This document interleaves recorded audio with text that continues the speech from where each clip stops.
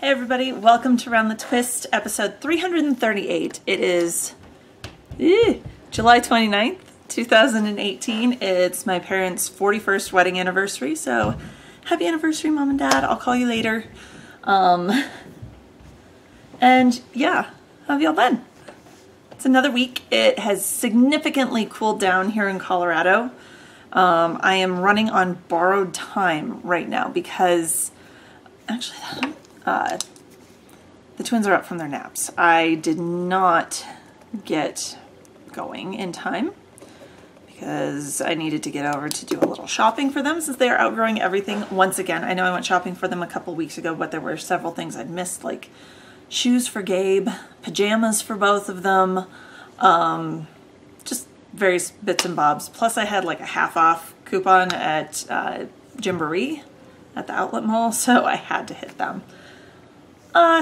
So yeah, I'm a little bit late. In fact, the kids woke up like 10 minutes before I came down here, so Auntie Sarah is keeping them busy upstairs. If you hear thudding or what sounds like a herd of wild elephants going up there, that's them tearing around like the wild little heathens they are. So, first things first, what's on the needles? I didn't even take the time to write out show notes, so I'm going off of last week, so I apologize. What's on my needles, I have the stained glass blanket, take 2, that actually has tons of progress on it. Oh my goodness. I actually pulled out, I finished all of the little balls of yarn that my mom had given to me in the Socks That Rock Lightweight. Oh, sorry. And they are all hiding in the Stitch by Jessalou bag. So what I'm doing, I have multiple bags with this blanket. So this is all the ones that have not been added to the blanket yet. All of the multiples, because you remember I either got 2 or 3 centers out of each of those balls. So those are riding around in here. What I did, I grabbed one of each of the colorways, put them inside here. So inside this TARDIS bag, see, I'm trying to keep a theme here, is, I've got a little bit of everything. One of each of the colors. Those are close, but not the same. One of each of the colors that I did. I pulled out one of each. And I'm just randomly reaching in this bag and grabbing one. Just one, which reminds me. Oh, all those centers are of Socks That Rock Lightweight or medium weight. And then I have the black that I'm using, which I'm almost out, so I'm grabbing another ball, is the Loopy You Solid series in the wonderfully named black. It's 100% superwash merino. It's a 2-ounce skein, so smaller skeins, but that's okay. I've got plenty. And then, so I'm knitting this all up using the Juggling Hexes pattern by Wendy Harbaugh. And I'm using a F hook, which is a 3.75 millimeter hook. Right there. Just a regular old Susan Bates. Boy. This might be a boy. No, it's a Susan Bates. And, I lost the partial ball of black. Where did it go? There it is. So that's riding around in there. I'll dig a hand in like I'm digging for a prize or something and just randomly pull out a color. Or if the kids are awake, I'll have them pick a color. And then I reach into my third bag, which is the giant one that has been this project's project bag that Amy, Froggy Monkey, did for me. And I've got, I added 2 centers on. So after I finished all the other ones, I got 2 more centers on. So the whole thing looks like this. And I love it. It's exactly what I wanted. I've got up here on this red one that I believe was Dragon Dance. I've got this Progress Keeper from Meliabella that I will now move over. And I have added these 2. I think this one is a paler shade of ST1. And I think this lavender-ish one, which that's closer, it's more like a gray lavender. I think it's called Black. I could be wrong. But those are the 2 that I added on most recently. So I'm going to scoot my progress marker over. And as of right now, I'm just going to keep adding along the outer perimeter and just keep going around until it's wide enough, and then I'll just start lengthening and like square it off and lengthen it. And yeah, I'm definitely seeing how I was much like this one here. That was my original starting point. How my gauge was much tighter than one of the ones from out here on the edge. It's so much looser. I can feel it, but that's part of the project. It evolves constantly. And oh, I love how it smells, and it's so nice. And it's just, even just taking it and throwing it on my lap, I can tell it's just like perfect Afghan weight. That I know, an Afghan and fingering weight. I'm crazy, but yay! Finished, done. The final black Ravens clan ones that I did, I don't even know which ones it is. They did stain my hands a little bit, so I took all of the dark ones, all of the overdyed black, the Ravens series, and washed them in hot water, hot as I could stand, on my hands, and soak. And I threw a color catcher in too, trying to get these things to release whatever dye was remaining, and nothing came out in the water. So I don't know why it was coming off on my hands when I was crocheting, but it came off in the water. So I tried to lock it in a little bit. So that's, yeah. Second thing, Gabe's Kermit sweater, aka the Kermit Muffin Babies sweater, riding around in my fat squirrel bag. This is the Hearthstone sweater by Isolde Teague. It's available as a single pattern now. It was originally available in the collaboration that put on by Tin Can Knits that was raising money for malaria awareness, cure research, something to do with malaria. It was a good cause, so I bought the book that had several different designers working together. Tin Can Knits, Isolde Teague, and I'm blanking on the rest, but there were 6 of them, 6 very good, very well-known designers. And the one I'm doing by Isolde Teague is called Hearthstone, which you can now purchase individually. I'm doing the size 6 to 8, so hopefully Gabe will have room to grow into it. I am using Sun Valley fibers. They're 100% Blueface Leicester Superwash DK weight in the color Cricket, which is, it is very green. It is, hi-ho, Kermit the Frog here, green. I have finished the second sleeve. So last week, you can see from my Progress Keeper, another Meliabella special. I was all the way down here. I finished the whole sleeve. Yay. So those are set, ready to go, depending on how much yarn I have left after finishing the body, because then I have to join the sleeves on and knit the whole yoke. I might lengthen them slightly. I did them 13.5 inches, and when I dig way up into Gabe's armpit and have him hold his arm down, to get slightly past his wrist, it was 13. So I don't think the sweater's gonna be like clingy tight all the way up in his armpit, so I might have more leeway than I thought, but 2 sleeves done. Kids' sleeves go so much faster. It's totally not fair. I did those in like a couple days, it felt like. And then I cast on the sweater the other night while we were watching a movie. Victoria and Abdul, very good. Tearjerker. Be prepared with Kleenex. No one warned me. I sobbed. Just, there you have it. But it's a fabulous story. So I cast on the sweater body, which for this size calls for 156 stitches. I did it using my, no, I was using the US 4s, the Knit Picks US 4s, which are not in here anymore, that I had used for the sleeves, so I had a longer cable on them so I could magic loop. I don't know what I was thinking.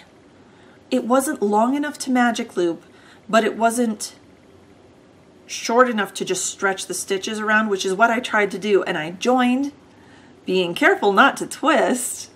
Can you see where this is going? Yeah.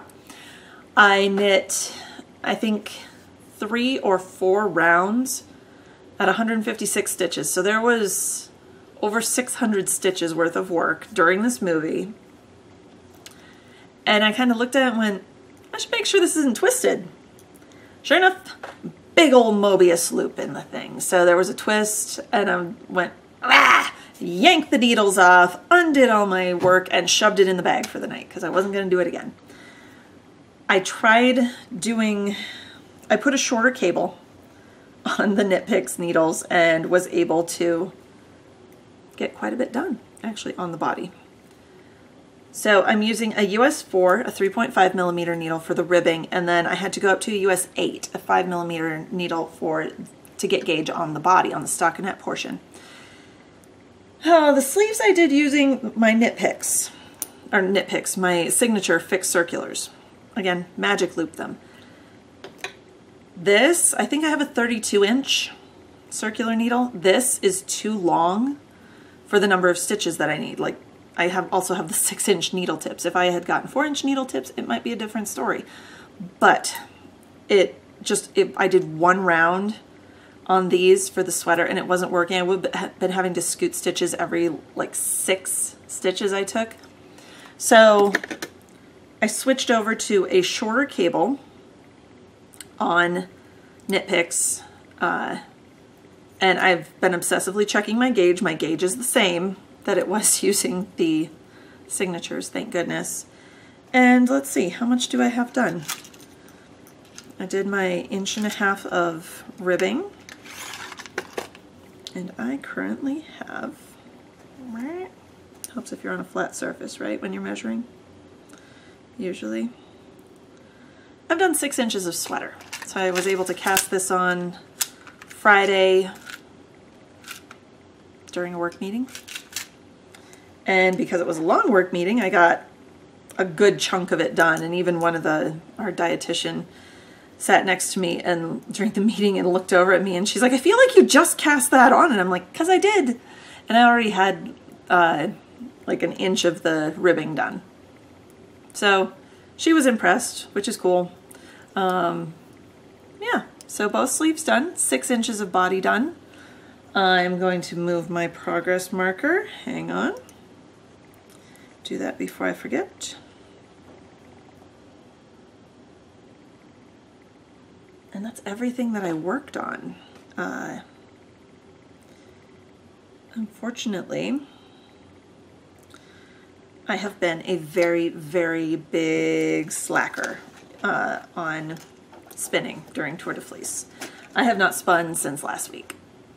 And I realized Tour de Fleece is basically over, and yeah, I didn't. But you know what? It kickstarted the mojo. I do have a desire to spin again, which is awesome. I haven't felt that in so long, and it's so nice. So it's just a matter of the wheel can't be left out with the fiber on it where I can constantly just sit down and spin for 5 minutes. I have to take it, move it back into the bedroom to an out-of-the-way spot where it's not readily available, and that's why I haven't been able to spin. It's an excuse, but yeah. It's the truth. I have little kids that are curious and small fingers that want to move anything that will move and push things, and I can't do that with my wheel right now, so yeah. Pokey things. So I have not done anything else with scrub tops. I have washed my Game of Thrones fabric. That's it. But it's sitting upstairs. Didn't bring it down. So I still can't show it to you. Planning on maybe cutting out the scrub top today, but the day's kind of slipping away from me, so that might not happen. We'll see. It is what it is. I talked about 2 different Tara dresses that I was going to do. One of them, those of you might remember from 1.5 years or so ago, I did her birds dress that had the multicolored birds on one side, and when you reversed it, it had coordinating fabric of stripes on the other. It was a little sundress. Well, I've started the second one. The fabric I purchased 3 years ago at the last SSK that I attended, so almost 3 years ago to the weekend. And I'm sorry, you're going to have to see it inside out because I have it inside out right now, pinned, ready to sew. I've changed it a little bit because the pattern I'm using, which I don't remember what it is and it's not written down anywhere. I bought it off of Etsy. It only goes up to size 6. Tara's in a 6, like busting out of a size 6, verging on an 8. She can fit into size 8 clothes, so can Gabe. And so I cut it 1 inch longer in the length because that's all I had room for width-wise. And then I also cut the arm side a little bit deeper because that's where it's cutting into her, is underneath the arms. So I've got this lovely, actually, you know what, let me unpin a corner so you can see. You can see that if I do this.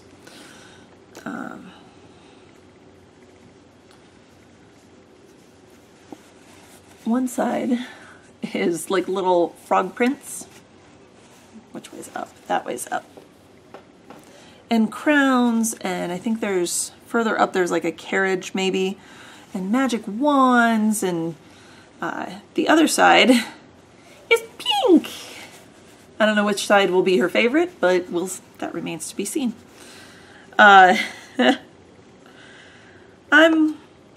It's a slow process. I'm working on it.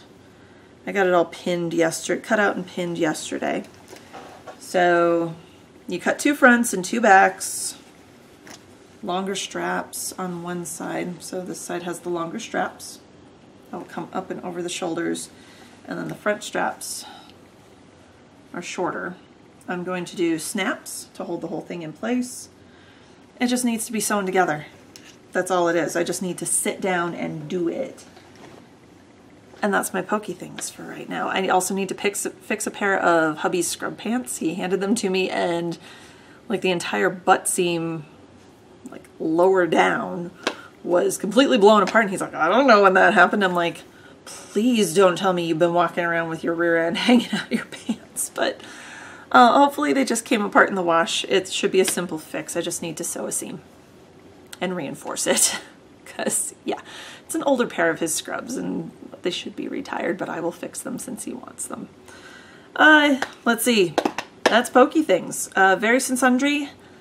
I got nothing.